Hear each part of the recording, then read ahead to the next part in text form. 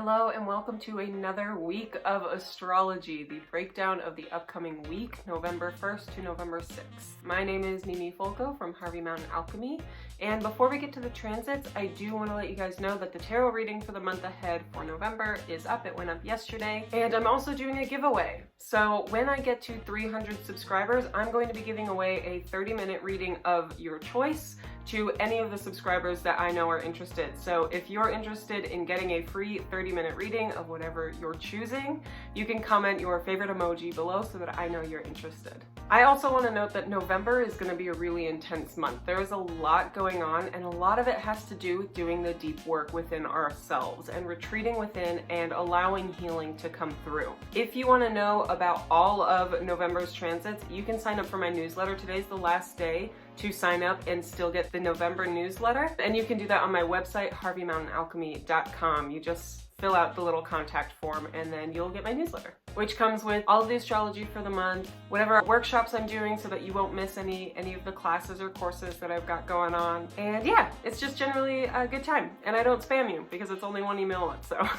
But like I said, there's a lot going on in November. This week alone, there are 6 transits, but even in one transit, there's like multiple planets being involved. So there are a lot of energies for us to navigate. And so I'm here to facilitate some of the understanding so that you don't have to be so stressed out about what the heck Saturn's doing. So let's get started. So last week, you may remember I talked about on Halloween how Mercury was trine Jupiter. And this aspect is still strong on November 1st. So I wanted to bring it up again that this is a really great time, especially because it's Dia de los Muertos, to contact your ancestors and speak to people on the other side. Because the veil is very thin, it is a great time to really push your communications and transmute them from the physical realm into a more ethereal realm, because Mercury and Jupiter are both in air signs anyway. Communicating through the air, communicating through energy is really, really possible on this day. Plus, like I said last week, the moon is also trine Uranus, so we are very likely to gain divine insight, very sudden insights into what we are feeling in our body and feeling emotionally, and that is a form of communication from the ethereal realm. So I did talk about that more at length last week, so if you're interested in that, just skip ahead to October 31st because we do talk about that a little bit more, and I do want to move on to the next transit.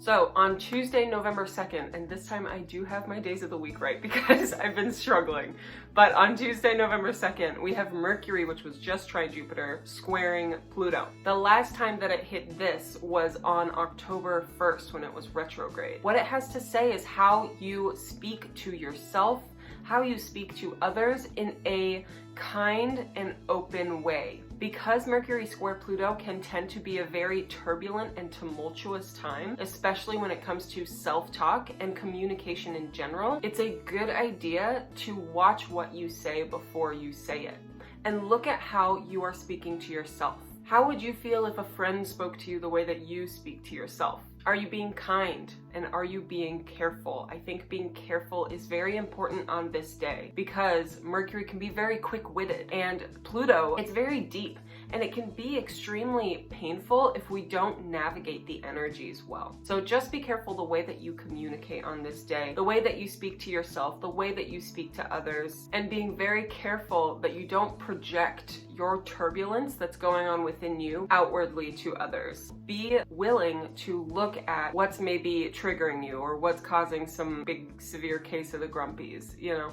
Okay, so next is the biggie. It is the doozy of the week, which let me know if you guys like that. So on November 4th, which is Thursday, we have the new moon in Scorpio. And not only is it a new moon in Scorpio, it is also opposite Uranus and squaring Saturn. A typical new moon in Scorpio is going to be about releasing the past, releasing pain, releasing traumas. It can be a very emotional, transformational, and deep new moon, but because of Uranus's involvement, it might blindside you. So you might not expect to need a release at all, but then come the new moon, you have a flood of emotions coming out. It's a sudden release of emotion, where maybe for some of us it's like a slow faucet that's been turning on for a little while, but for some of us it might just be sudden. We didn't expect it, we thought things were fine. And so just let the emotions flow out, because there's a big tendency for us to hold our traumas in our body, and then it just becomes regular tensions, and it becomes back pain or leg pain or a bad ankle or a headache. That's us holding the tension in our bodies that this new moon wants us to release and really let go of. I think that this new moon could warrant a ritual to release the tension in the body, and that could be a meditation, that could be a prayer, that could be whatever it is that you do, whatever your ritual is for the new moon, to include the process of releasing the tension in the body so that you can feel like your whole self, like you're not holding on to the traumas or to your past pains, or even just to your anxieties. A good affirmation to say while you're meditating or while you're doing this ritual is to say, I am not my trauma. So like I said, Saturn is also making a square to the new moon and to Uranus. So it's kind of motivating us to do the work and to get our shit going. With Saturn, it's difficult. There is work to do and it might not be very fun, but there are rewards to reap when you do the work, when you put in the effort, and when you say that you are worth the rewards, that you deserve the rewards by doing the work, then you actually get those rewards. Saturn is also reminding us of our fears here. Saturn rules fear, it rules anxiety. So like I said, this new moon could be a really good time to release that anxiety, or to even acknowledge that it exists. Acknowledging the fear is half the work sometimes. Letting go of denial is half the work. And so you're also working on your karmic relationship with yourself, telling yourself that you deserve happiness, that you deserve to feel relaxed, that you deserve to let go of this pain, that you are not deserving of the pain that you're holding on to in your body. This new moon is great for releasing the pain and saying that you are not your trauma. You do not need to own this pain. Ask yourself, what are you ready to let go of? And what are you fighting not to let go of? And what's holding you back? This is also the last day that Mercury is in Libra and Venus is in Sagittarius, because on November 5th, they enter the next signs. I think Mercury being in Libra and Venus being in Sagittarius during the new moon is actually really important, because when planets are in like the 29-degree mark of a sign, it has a very strong significance. There's an importance there for that sign to be mastered and to be paid attention to. Mercury was permitting clarity of thought, and Venus allowed our values to be essential to the healing process. And so when that new moon allows us to have that cathartic release of emotion and pain, the next day we get to begin anew. For most of November, Mercury is in Scorpio. So we are going to be asked to ask questions, be inquisitive, think deeply. Allow your emotions to run the show a little bit. Not so much that you feel you have no control over your actions, but just so that you are honoring the emotions that you are having in your body. You're honoring the feelings that are being held in your vessel. Like I said before, November is a big, big month for sitting within and retreating and letting the healing go through your body, rather than projecting it outwards and looking externally for healing sources, that all of the healing is being done within you. You just have to give it the permission and allow it.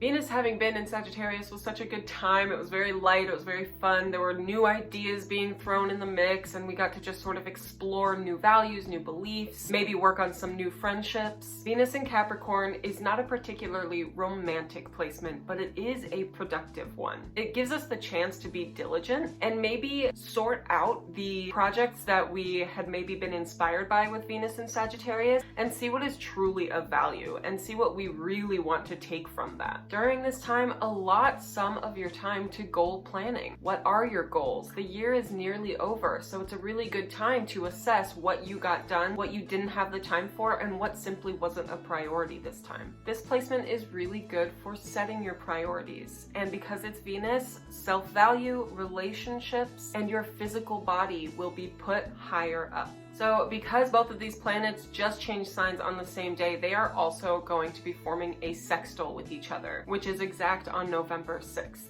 The two energies that I spoke about retreating within in your body and also being diligent and prioritizing, these two energies can work really well together. They can work symbiotically and in sync. How can you retreat within while also evaluating your goals? And how are these projects that are physical, tangible things you could do helping in your evolution on a soul level and on a deep, more emotional and transformational level? These are the kinds of things that we need to think about on this day with Venus and Mercury working together. It's about assessing our values, knowing what it is that we want to maintain, while also communicating with ourselves in a very honest and maybe groundbreaking way. It's a spiritual and healing month this month, and this week is really kicking it off. So that's what I've got for this week. I hope that was helpful, and I look forward to seeing your comments. If you are interested in that giveaway, make sure you comment your emoji, and also don't forget to sign up for my newsletter. You can do that on my website, harveymountainalchemy.com. And yeah, that's it. I'm really excited. So happy November, and I will see you next time. Bye.